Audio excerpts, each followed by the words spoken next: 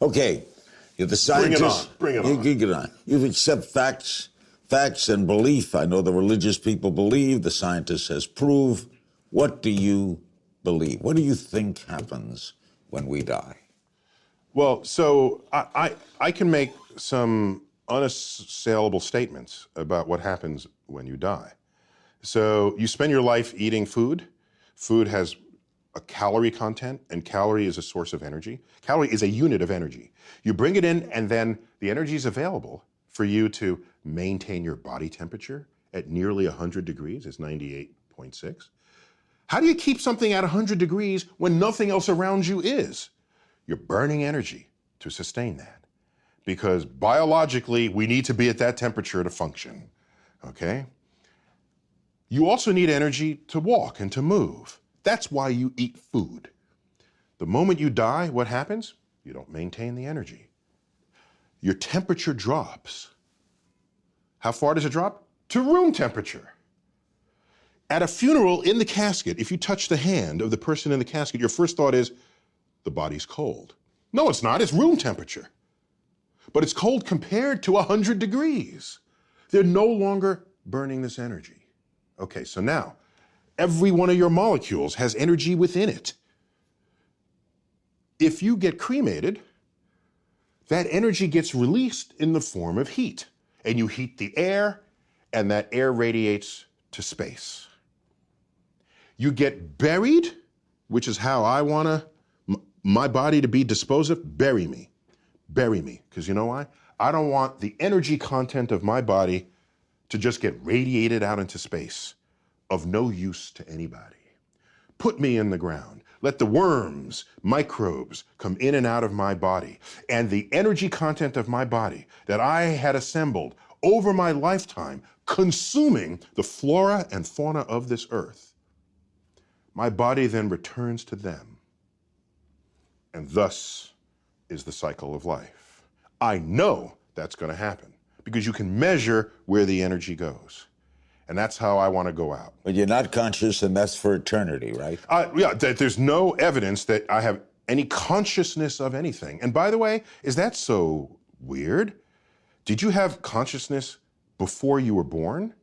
Were you saying, how come I'm not on Earth? My gosh, I need to be on Earth. Or where am I?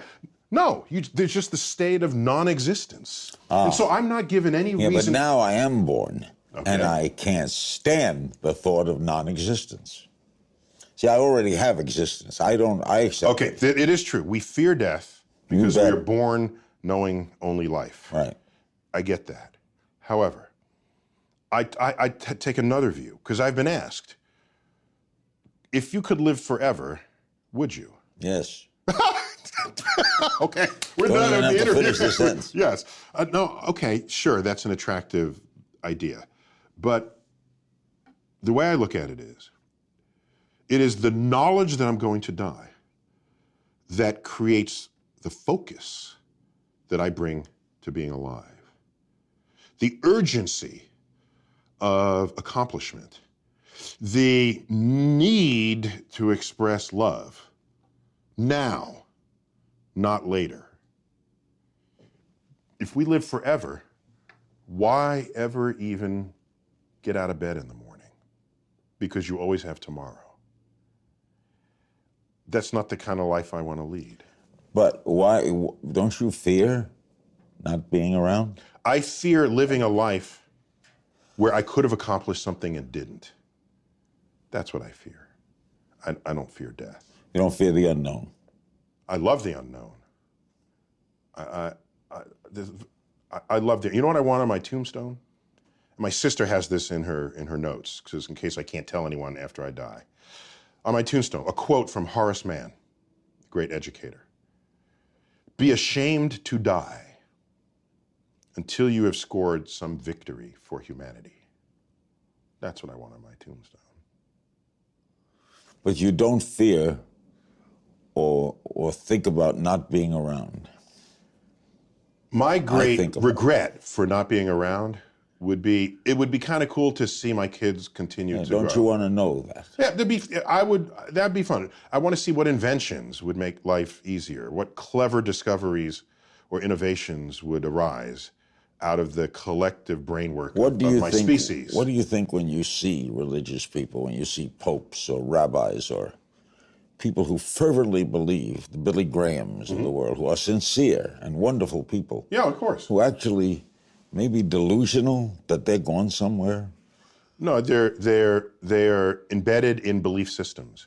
And what I look at is I see all the belief systems, and when you line them up, they're not really compatible with one another. So whatever they're believing, it can't be a truth that applies to everybody, because other people believe what they do with no less fervor.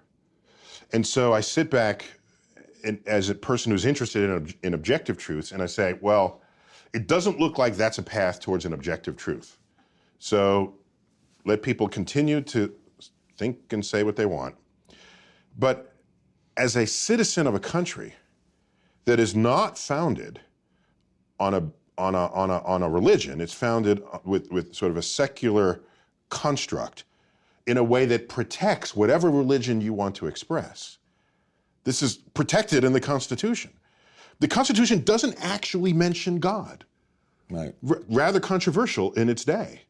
And it doesn't mention God because they don't want legislation to tell you what God to worship. They knew this. They knew how governments can persecute people who had belief systems that didn't agree with the state. They knew this.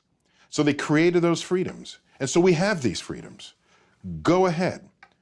But if you're going to create legislation that has to apply to everybody, and you're now going to put your belief system into legislation, that is not a free and open democracy.